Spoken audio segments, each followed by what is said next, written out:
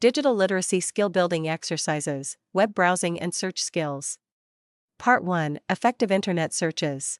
Search engines. To look for anything on the internet, be it maps, pictures, news articles, recipes, or blog posts, we need to use a search engine.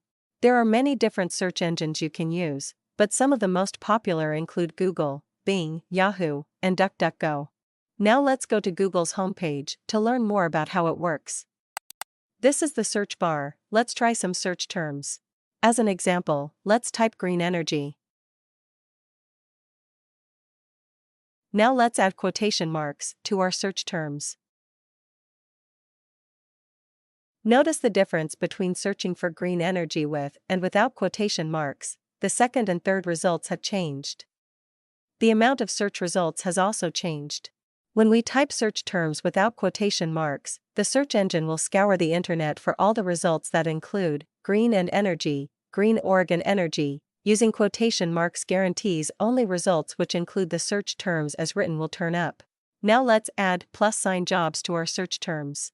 Note that the search results are completely different now, and relate only to jobs within green energy. Lastly, it is also important to note that the first search results are somehow related to Denmark or Europe. One of them is even in Danish, and that is because your search results are influenced by your physical location. Using and or the plus sign, as well as or and not, or the minus sign, follow the Boolean logic and you can look at these diagrams to further understand how it works. Here are some other terms you can use to narrow your search. If you press Settings on Google's homepage and then select Advanced Search, you will find Google's Advanced Search page, where you can narrow your search and be as specific as needed. There are also guides next to each field as to aid you on how to use this feature.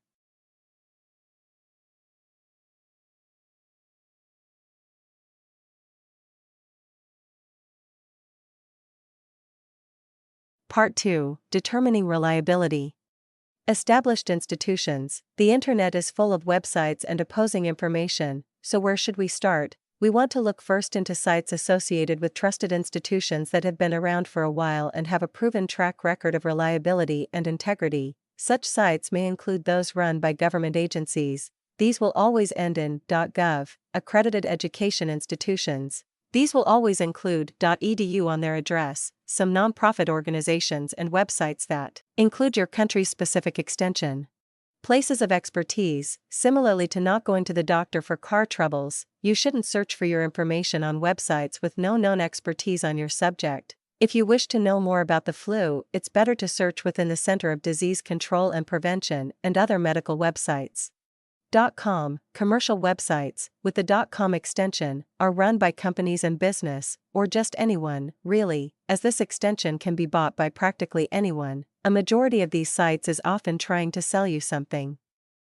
And if they're trying to sell you something, chances are whatever information they're presenting will be tilted in favor of their product.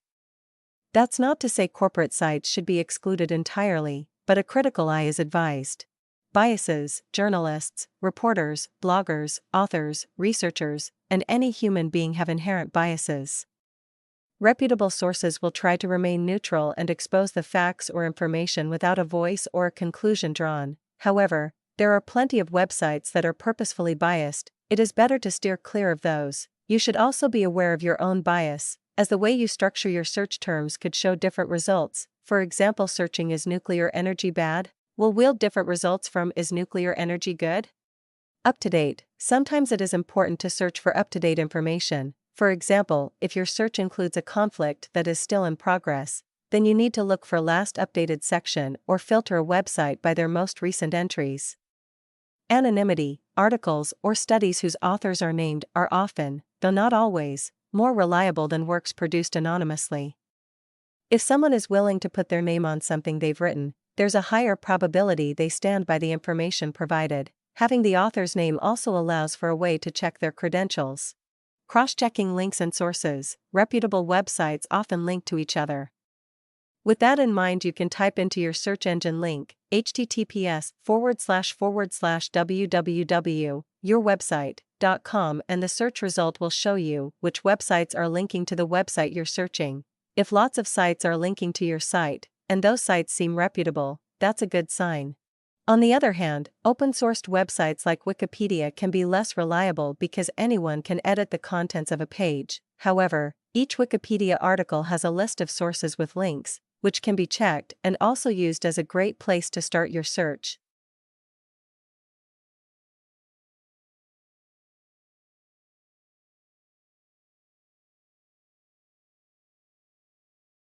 This concludes these digital literacy skill building exercises.